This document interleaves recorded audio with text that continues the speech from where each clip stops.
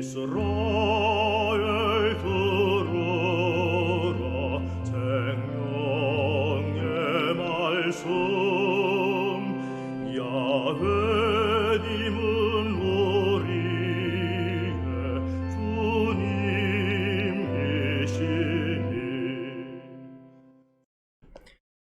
참 예수님 안녕하세요. 9월 4일 금요일 성경 맛들이기 함께합니다. 성부와 성자와 성령의 이름으로 아멘. 말씀은 바로 네 곁에 있고 내 입에 있고 내 마음에 있다. 주님 성령의 빛으로 저희 눈을 여시어 주님의 길을 보게 하시고 저희 귀를 여시어 생명의 말씀을 듣게 하소서. 아멘. 성부와 성자와 성령의 이름으로 아멘. 야곱의 축복. 야곱이 아들들을 불러 말하였다. 너희는 모여들 오너라. 뒷날 너희가 겪을 일을 내가 너희에게 일러주리라. 야곱의 아들들아 모여와 들어라. 너희 아버지 이스라엘의 말을 들어라.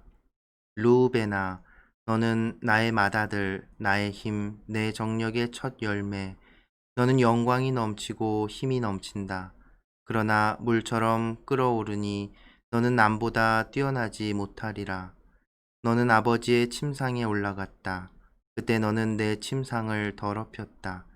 시메온과 레위는 형제, 그들의 칼은 폭행의 도구. 나는 그들의 모의에 끼지 않고 그들의 모임에 들지 않으리라. 그들은 격분하여 사람들을 죽이고 멋대로 소들을 못쓰게 만들었다. 포악한 그들의 격분, 잔악한 그들의 분노는 저주를 받으라. 나 그들을 야곱에 갈라놓으리라. 그들을 이스라엘에 흩어버리리라. 너 유다야, 내 형제들이 너를 찬양하리라. 내 손은 원수들의 목을 잡고 내 아버지의 아들들이 내 앞에 엎드리리라. 유다는 어린 사자, 내 아들아, 너는 네가 잡은 짐승을 먹고 컸다. 유다가 사자처럼 암사자처럼 웅크려 엎드리니 누가 감히 그를 건드리랴. 유다에게 조공을 바치고 민족들이 그에게 순종할 때까지 왕홀이 유다에게서 지휘봉이 그의 다리 사이에서 떠나지 않으리라. 그는 제 어린 나귀를 포도 줄기에 새끼 나귀를 좋은 포도나무에 메고 포도주로 제 옷을 포도의 붉은 즙으로 제 겉옷을 빤다. 그의 눈은 포도주보다 검고 그의 이는 우유보다 희다. 즈불론은 바닷가에 살며 배들의 항구가 되고 그 경계는 시돈에 이르리라. 이사카르는 튼튼한 나귀, 밧주구리 사위에 엎드린다. 쉬기에 좋고 땅이 아름다운 것을 보고는 그곳에서 짐을 지려고 어깨를 구부려 노역을 하게 되었다. 다는 이스라엘의 여느 지파처럼 제 백성을 정의로 다스리리라. 다는 길가의 뱀, 오솔길의 독사, 말 뒤꿈치를 물어 그 위에 탄 사람이 뒤로 떨어진다. 주님, 제가 당신의 구원을 기다립니다. 가드는 약탈자의 습격을 받겠지만 그 자신이 그들의 뒤를 습격하리라. 아세르는 양식이 넉넉하여 임금에게 진미를 올리리라. 납탈리는 풀어놓은 암사슴, 예쁜 새끼들을 낳는다. 요셉은 열매 많은 나무, 샘가에 심긴 열매 많은 나무, 그 가지가 담장 너머로 뻗어간다. 궁수들이 그를 어지럽히고 그에게 활을 쏘며 덤벼들었어도 그의 활은 든든히 버티고 그의 손과 팔은 날쌔었다. 이는 야곱의 장사의 손, 이스라엘의 목자요 바위 신분의 이름 덕분이고 네 아버지의 하느님 덕분이다. 그분께서 너를 도우시리라. 전능하신 분 덕분이다. 그분께서 너에게 복을 내리시리라. 위에 있는 하늘의 복, 땅 속에 놓여 있는 시면의 복, 젖가슴과 모태의 복을 내리시리라. 내 아버지의 복은 예로부터 있던 산들의 복보다 처음부터 있던 언덕들의 탐스러운 것들보다 크다. 그 복이 요셉의 머리로 제 형제들 가운데에서 봉헌된 자의 정수리로 내리리라. 베냐민은 약탈하는 일이 아침에는 움켜진 것을 먹고 저녁에는 잡은 것을 나눈다. 이들이 모두 이스라엘의 12지파다. 이것은 그들의 아버지가 그들 각자에게 알맞은 복을 빌어주면서 한 말이다. 야곱이 죽다. 그런 다음 야곱이 아들들에게 분부하였다. 나는 이제 선조들 곁으로 간다.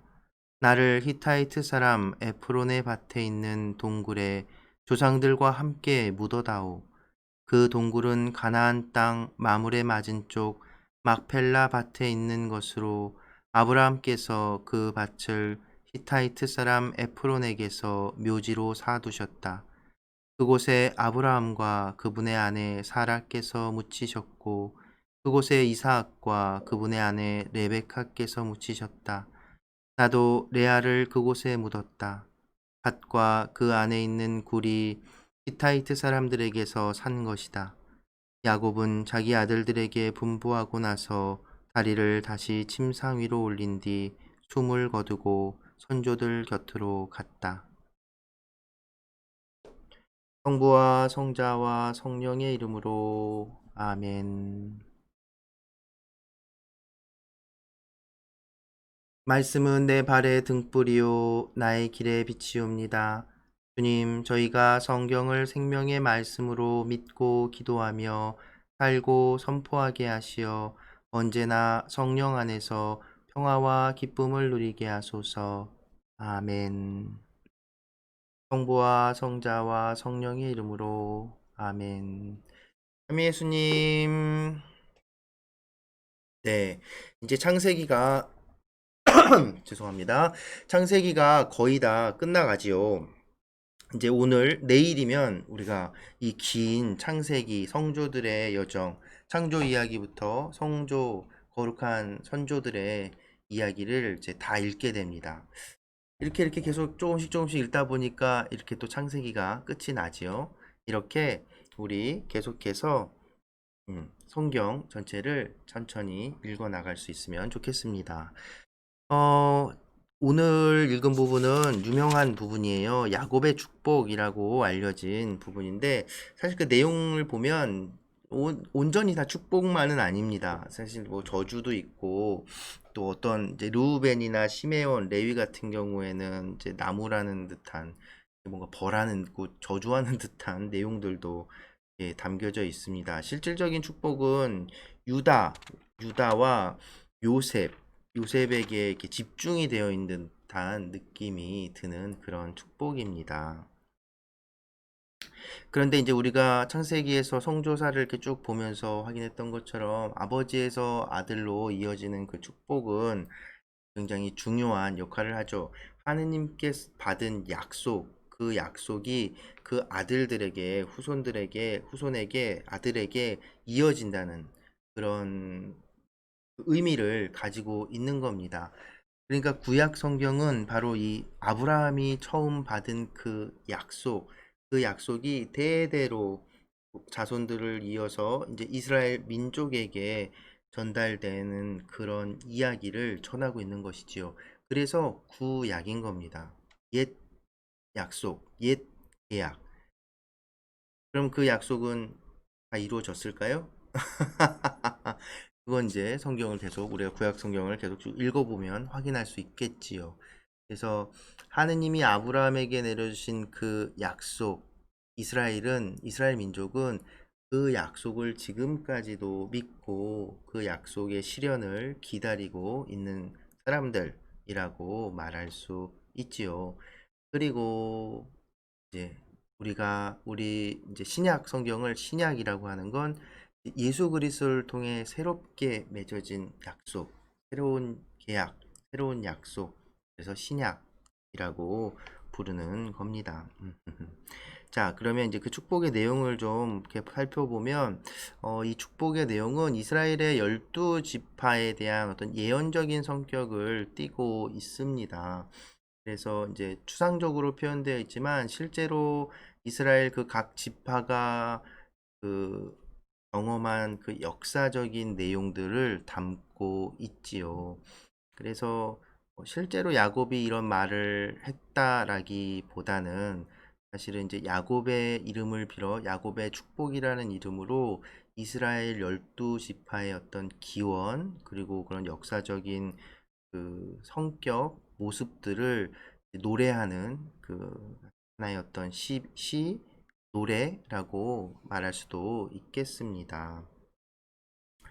자, 그래서 원래대로라면 그 장자, 첫째 아들에게 그 모든 축복이 전달되잖아요. 하나님의 약속이 이어지는데, 근데 놀라운 것은 아브라함 때부터 계속 첫째 아들 장자는 뭐 별 볼 일 없었어요. 이삭 이후로는 다 둘째 아니면 뭐 다.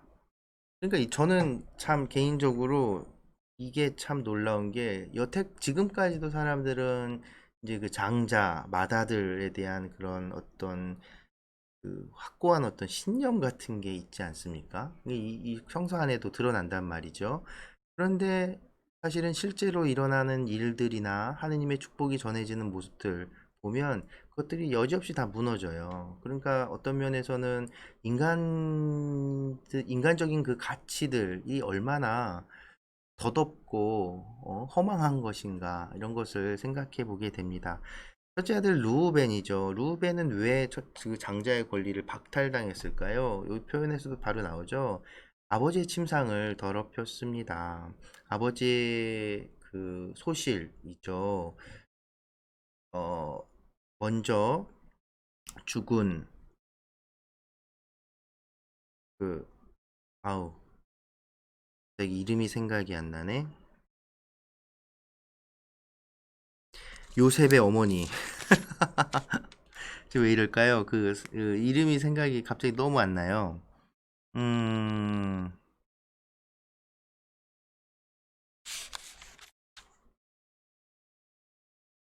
라헬.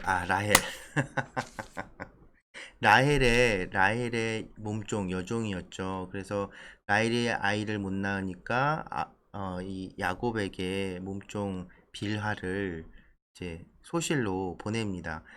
근데 그 루벤이 라헬이 죽고 난 다음에 그러니까 빌하는 몸종이 종이기도 했으니까 루벤은 이제 생각 없이 어 그리고 자기 친엄마도 아니고 그러니까 이제 아무튼 그 비라를 이제 비라와 함께 잠자리에 든 것이죠. 비라를 이제 그래서 아버지의 소실이잖아요. 그러니까 이런 막대 먹은 놈이 어디 있습니까? 아무리 참 이런 거 보면은 참 옛날 지금 우리의 기준으로는 뭐 설명할 수 없습니다. 근데 그래도 그거는 정말 안 되는 일이었어요.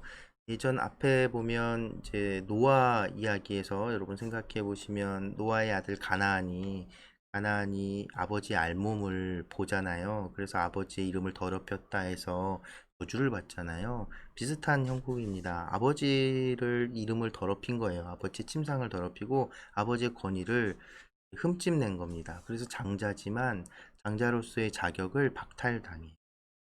그러면 이제 그 다음은 시메온 그리고 레위인데 이 둘은 무슨 일이 있었죠? 스켐에서 여동생 디나가 폭행당했을 때 그 스켐 성읍 모든 사람을 그냥 도륙을 해버리죠. 그러니까 이 표현도 그대로 됩니다. 격분하여 사람들을 죽이고 멋대로 소들을 못 쓰게 만들었다. 포악한 그들의 격분, 그들의 분노는 저주를 받으리라. 그, 그 잔인한 복수로 사실은 야곱은 그 가나안 지역에 돌아오고 나서부터 계속해서 이제 성경 안에는 자세하게 표현되지는 않지만 평생을 어떤 그런 되돌아올 복수와 그 스캠 그 지역 그 원주민들의 어떤 위협 이런 것들에 이제 도사리면서 그 도사리는 그 위협들 물론 이제 짧게 표현하는 게 하느님께서 이제 보호해 주셔서 그들이 함부로 덤비지 못했다라는 이런 표현을 쓰는데 어쨌든 야곱 입장에서는 이 시메온과 레위의 그 포악한 그런 모습이 그 하느님 보시기에도 좋지 않은 것으로 생각됐던 것 같습니다. 그래서 둘째, 셋째까지도 이제 탈락되죠. 그러고 나니까 이제 유다가 그 열두 지파의 맏형처럼 대표처럼 이제 역할을 하게 되는 겁니다. 그런 모습은 이미 요셉 이야기에서부터 드러나지요. 어.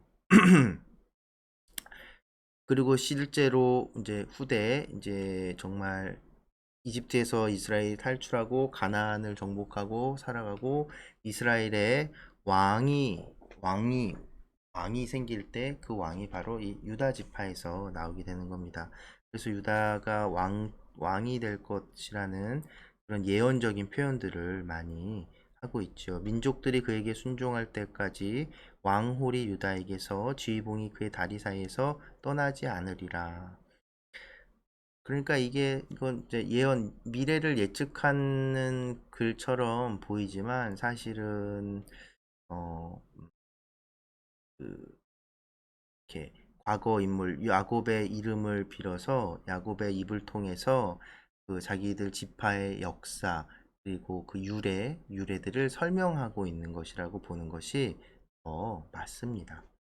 그래서 실제로 이 부분은 이 앞에 이야기들하고 다르게 시처럼 이렇게 뭐 운율이랄까 이런 것들이 맞춰서 우리말 성경에서도 그래서 이 단락 부분을 여러분들 성경 펼쳐서 보시면 이렇게 구분지어서 표현을 해놨습니다. 그러니까 이제 이것은 노래처럼 시구처럼 표현이 돼 있는 것이지요. 그렇게 그래서 그래서 그 축복의 내용도 그 유다는 이만큼 많고 다른 뭐 주불론 이사카르 뭐 단 이런 데는 짧습니다. 그리고 나면 이제 정말 진짜 야곱이 했을 법한 그 축복, 요셉에게 주어지는 그 축복. 요셉은 열매 많은 나무, 샘가에 심긴 열매 많은 나무. 야, 이게 얼마나 엄청난 이미지냐면, 이제 우리나라에서는 이런 이미지가 낯선 이미지가 아니잖아요. 열매가 많이 열린 그런 나무, 그리고 그 샘가에 심겨진 그래서 물이나 이런 것들을 비옥한 것이죠. 근데 이 이스라엘 그 가나안 지역의 그 풍토로 봐서는 이 장면이 그렇게 익숙한 장면은 이렇게 아닌 거예요. 근데 열매가 이렇게 많이 열리는 나무를 키우는 게 결코 쉬운 일이 아니라는 거죠. 그러니까 이렇게 표현하는 건 정말 엄청난 축복이 요셉에게 있는 것을 이제 표현하는 것일 수도 있고요. 그래서 뭐 어떤 싸움에서도 다 하나님께서 보호하시고, 그리고 중요한 것은 그 모든 축복, 그 모든 보호, 그거에 하느님 덕분, 내 아버지의 하느님 덕분, 25절에 보면, 그 위에서부터 뭐, 이는 야곱의 장사의 손, 이스라엘의 목자요 바위 신분의 이름 덕분이고, 내 아버지의 하느님 덕분이다. 그분께서 너를 도우시리라. 전능하신 분 덕분이다. 그분께서 너에게 복을 내리시리라. 그러니까 이렇게 이것도 보면 이렇게 시구처럼 이렇게 운율과 이렇게 이런 것들이 표현이 되고 있지요. 그러니까 야곱에게 내린 축복, 그러니까 아브라함에서부터 이어진 그 축복은 사실상 야곱에게 전해진 것처럼 보이는 그런 모습입니다. 그리고 나서는 이제 드디어 야곱이 그 긴 생애를 마감합니다. 그러면서 유언으로 우리가 전에 확인했던 아브라함이 히타이트 사람들에게 산 막펠라 묘지 사진으로도 보고 했었죠. 그곳에 이제 자기를 묻어달라고 유언처럼 남깁니다. 그래도 재미난 건 그 막펠라 동굴 무덤에는 레아가 묻혔어요. 라헬은 야곱이 너무나 사랑했지만 그 이동하는 중에 죽었고 그래서 베들레헴 근처에 레아는 묻히게 되지요. 네, 아무튼 이렇게 해서 그